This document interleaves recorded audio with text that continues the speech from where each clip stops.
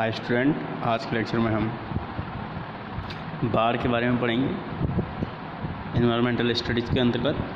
तो बाढ़ क्या है? पानी पृथ्वी के सभी सजीवों के लिए जीवनदायक तत्व है। पानी बिना जीवन संभव नहीं है, परंतु पानी की अति विशालता की स्थिति में आई बाढ़ से समस्त जनजीवन अस्त व्यस्त हो जाता है। फसलें नष्ट हो जाती हैं, मकान ढह जाते हैं, पशु मनुष्य जानवर पानी में बह जाते हैं और काल का ग्रास बन जाते हैं। ऐसे में ये स्थिति काफ़ी भयावह हो जाती है,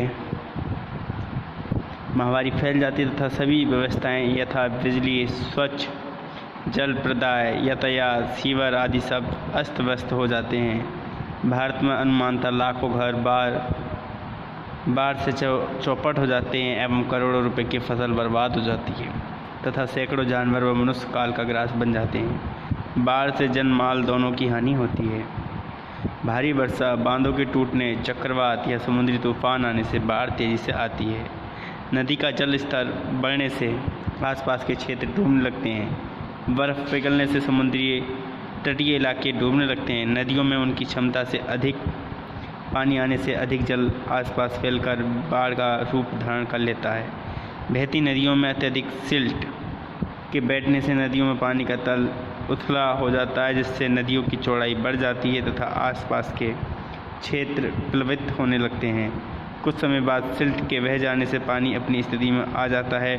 बाढ़ कुछ समय के लिए आती है, कुछ दिनों बाद पानी उतर जाने से बाढ़ नहीं रहती, परंतु ज़मीन पर दलदल वाली मिट्टी, जलोढ़ मृदा रह जाती है जो काफ़ी उपजाऊ होती है, परंतु कीचड़ की स्थिति हो जाने के महामारी फैल जाती है। बांग्लादेश हर वर्ष मानसून के समय बाढ़ की चपेट में आ जाता है।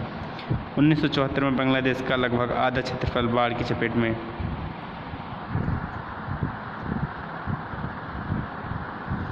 एक माह से अधिक समय तक रहा, जिससे वहाँ लोगों में आर्थिक संकट के बादल मंडराने लगे। बांग्लादेश के बाद भारत बाढ़ से प्रभावित होने वाला दूसरा देश है। अभी हाल ही में जनवरी 2011 में श्रीलंका, अफ्रीका, स्वीडन व जर्मनी भारी वर्षा से बाढ़ग्रस्त हुए। उत्तरी भारत व पूर्वोत्तर के मैदानों में ब्रह्मपुत्र, गंगा व मेघना नदियों के कारण बाढ़ आती है। मध्य भारत व दक्षिणी पठार महानदियों कृष्णा, गोदावरी व कावेरी के कारण बाढ़ग्रस्त होते हैं। बाढ़ से दुष्प्रभाव, bad effects due to flood, भूस्खलन, महामारी, एपिडेमिक हो जाना, जल आपूर्ति, बिजली, सड़कें ठप हो जाना, ये सब बाढ़ के प्रभाव हैं। भवनों की हानि, फसलों का चौपट होना, सावधानी क्या करनी चाहिए? नदियों के किनारे बसने से हमेशा बचना चाहिए। नदियों एवं समुद्री तटीय इलाकों से दूर बसने का प्रयास रहना चाहिए। भवनों का प्लिंथ लेवल पर्याप्त ऊंचा रखना चाहिए। बाढ़ संभावित क्षेत्रों में कुर्सी तल भवन की भूमि तल से फर्श की ऊंचाई यथासंभव ऊंचा रखना चाहिए, ताकि सामान्य बाढ़ का पानी घर में प्रवेश ना कर सके। देखिए, आप देख सकते हैं इस डायग्राम में किस तरीके से दर्शाया गया है कि जो फ्लोर है उसकी ऊंचाई कितनी होनी चाहिए कि आप उसमें अधिक से अधिक मिट्टी डालकर उसको ऊंचा कर सकते हैं। भवन की नींव पर्याप्त गहरी तथा निर्माण पदार्थ उच्च गुणवत्ता व निर्माण की एडवांस तकनीक से भवन बनाना चाहिए। भवन ऊंचे भूमि तल पर बनाने चाहिए। बांध के आसपास के घरों के लोगों को बाढ़ के संकेत होने का भान या ज्ञान होना चाहिए। वर्षा होते समय आसपास की सूचना मोबाइल आदि से या टीवी आदि से लेते रहना चाहिए। बाढ़ आने का एहसास होते ही बिजली कनेक्शन विच्छेदित कर देना चाहिए। सभी बड़े बुजुर्ग तथा कीमती सामान, खाद्य सामग्री आदि सब ऊपर की मंजिलों पर स्थानांतरित कर देना चाहिए और पीने के लिए पानी की व्यवस्था बड़े टैंकों में भरकर ऊपरी मंजिल पर रख लेना चाहिए। स्थानीय प्राधिकारियों के आदेश मिलते ही स्थिति के अनुसार उस क्षेत्र को तुरंत खाली कर देना चाहिए। तो ये उपाय हैं जिनके द्वारा आप बाढ़ से बच सकते हैं। आप इसमें देख सकते हैं, ये मानचित्र है भारत का। इसमें आपको दिखा रखा है फ्लड प्रोन एरिया। ये वाला एरिया कौन सा? फ्लड प्रोन एरिया है, मतलब जो काली काली हैं ये सब बाढ़ ग्रस्त एरिया हो जाएंगे। ठीक है, इंडिया के अंतर्गत। यहाँ पर ये है यमुना से भी बाढ़ आती है, गंगा से भी बाढ़ आती है। तो ये एरियाज़ क्या हैं, बाढ़ग्रस्त एरिया हैं। अब बात करते हैं हम इसके बाद सूखा। तो सूखा क्या है, ये एक ऐसी प्राकृतिक आपदा है जिसमें किसी क्षेत्र विशेष में सामान्य रूप से अनुमानित वर्षा से कम वर्षा होती है, जिससे उस क्षेत्र में मनुष्य, जानवर एवं पेड़ पौधे आदि की सामान्य गतिविधियाँ प्रभावित होती हैं। सूखा कहलाता है। सूखा पड़ने से कृषि योग्य भूमि में चौड़ी दरारें पड़ जाती हैं, भूमि जल स्तर गिर जाता है व कृषि उत्पादन घट जाता है। नदियों, नहरों व जलाशयों का जल स्तर गिर जाता है। भारतीय मौसम विभाग की माने तो अगर लंबे समय तक औसतन वर्षा में कमी 10% से अधिक हो तथा पूरे देश में ये कमी 20% से अधिक हो, वह क्षेत्र सूखाग्रस्त घोषित हो जाता है। वर्ष 2001 में राजस्थान राज्य सूखाग्रस्त घोषित हुआ, जिससे करोड़ों लोग प्रभावित हुए। आप देख सकते हैं यहाँ पर ये चित्र है इंडिया का, और इसमें कोल्ड डेजर्ट दिखा रखा है। कोल्ड डेजर्ट का मतलब होता है जहाँ बर्फ़ होती है, उसको कोल्ड डेजर्ट बोलते हैं।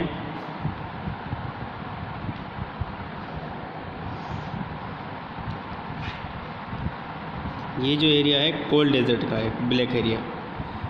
हॉट डेजर्ट, ये वाला एरिया आपको दिख रहा है, ये हॉट डेजर्ट में है। और ड्रॉट प्रोन एरियाज़, ये जो एरिया हो जाएगा वो ड्रॉट प्रोन एरिया हो जाएगा, मतलब सूखाग्रस्त एरिया हो जाएगा। ठीक है, तो जो ज़्यादा ब्लैक है वो कैसा है, कोल्ड डेजर्ट, जैसे ये ऊपर का हिमालय भाग।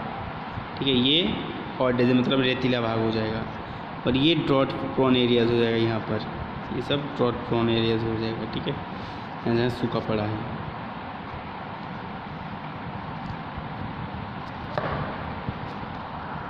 आप इस रिपोर्ट को पढ़ सकते हैं। अब इसके बाद हम बात करते हैं एपिडेमिक्स, महामारी क्या होती है। तो एपिडेमिक महामारी भयंकर संक्रामक बीमारी जो अप्रत्याशित रूप से विस्तृत क्षेत्र में फैलकर एक बहुत बड़ी तादाद में लोगों को स्वास्थ्य को प्रभावित करे एवं उससे असंख्य लोग काल का ग्रास बने महामारी है। Plague, chikungunya, swine flu, bird flu आदि सब महामारी का कारण बने हैं। देखिए, ये भी महामारी, और अभी लेटेस्ट महामारी आपको पता ही है क्या चल रही है, कोरोना। इसको महामारी नहीं, इसको पेंडेमिक बोलते हैं। ये महामारी से भी बड़ी हो गई पेंडेमिक। एपिडेमिक से बड़ी होती है पेंडेमिक। देखिए, चूहे से प्लेग नामक बीमारी से एशिया व दक्षिणी अमेरिका इस महामारी का शिकार हुए। भारत में प्लेग नामक बीमारी का पता 1996 में चला। सूरत में प्लेग से 56 लोगों की मौत हो गई थी। दरअसल वायरस, बैक्टीरिया, फंगस और ये प्रोटोजोआ होगा, प्रोटोजोआ नहीं है, प्रोटोजोआ आदि से महामारी फैलती है। ये संक्रमित वाहक खराब पर्यावरण, गंदा माहौल, गंदगी, जल प्रदाय योजना, ताप, नमी, गंदे भोज्य पदार्थ आदि की वजह से मानव जीवन को प्रभावित करते हैं। मेरठ या अन्य शहरों में कमेले, large butcher house, slaughter house industries के आसपास रहने वाले लोगों में कैंसर, स्किन रोग आदि महामारी के रूप में फैल रहा है। इसी प्रकार औद्योगिक क्षेत्रों में बस रही जनता को सांस लेने में तकलीफ, भूजल की गंदगी से दूषित पेयजल मिलने से वायरल फीवर जैसी बीमारियां हो रही हैं।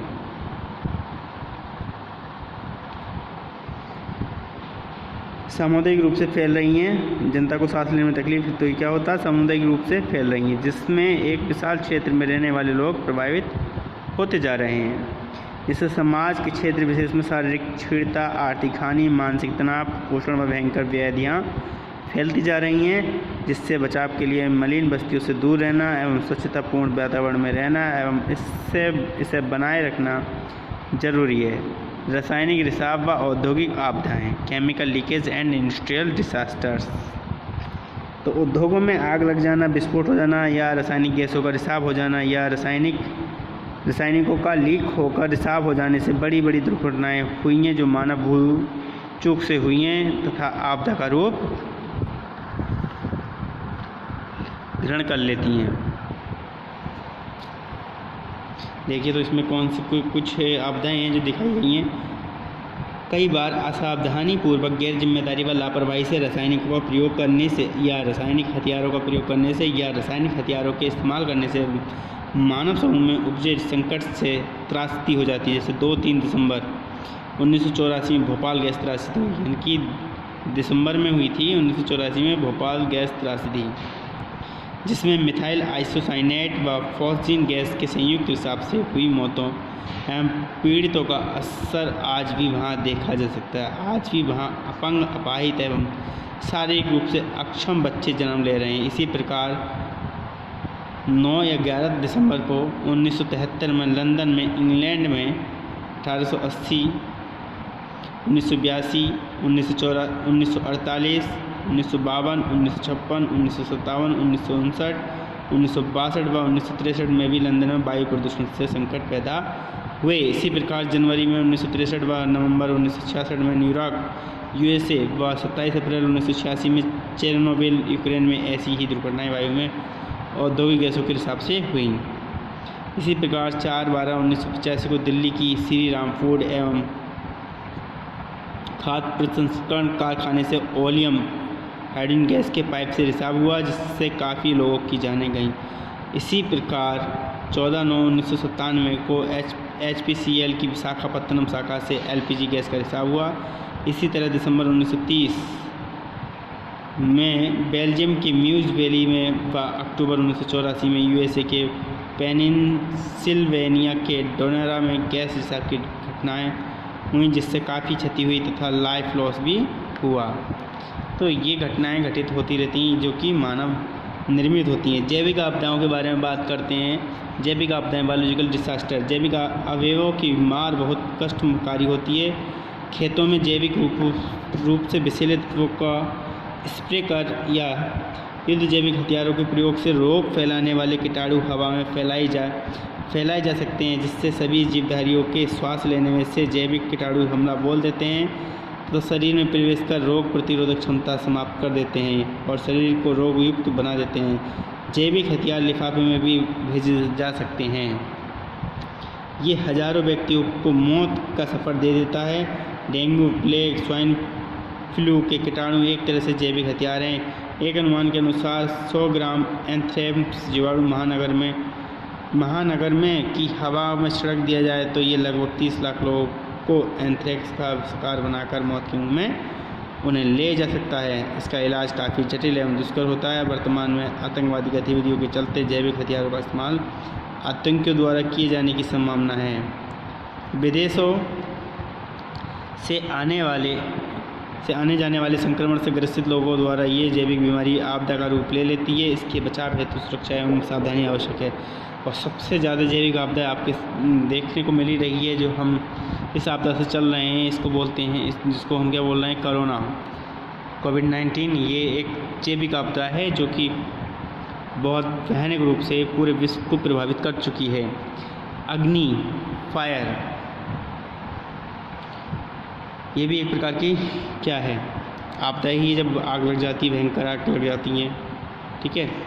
आग जहाँ एक और पदार्थों को गलाने, सुखाने, पकाने, भाप बनाने व गर्मी देने आदि के काम आती है, वहीं इसके अनियंत्रित होने व अचानक भड़कने से हुई जन माल की क्षति से सभी अनभिज्ञ नहीं होंगे। कहीं न कहीं इसका विकराल और भयानक रूप आपने देखा ही होगा। ज्वलनशील पदार्थों का उपयोग करते समय सावधानी, गैस सिलेंडरों का फटना, बिजली का संपर्क होना, जानबूझकर फेंकी गई चिंगारी, असावधानी से जलाए गए पटाखे, गर्म होते विद्युत उपकरणों के फटने से, अत्यधिक वोल्टेज हो जाने से, धूम्रपान से जलती हुई मोमबत्ती व लालटेन के पलटने से, पेट्रोल चलित वाहनों की टंकी अचानक फटने से आग अनियंत्रित होकर फैलती चली जाती है एवं सूखे व ज्वलनशील पदार्थ शीघ्र जलते हुए आग को बढ़ाने में सहायक होते हैं। 26/2006 की नाइजीरिया के शहर लाओसो में तेल पाइपलाइन फटने से लगी भयंकर आग से 520 से ज़्यादा लोग जलकर मर गए।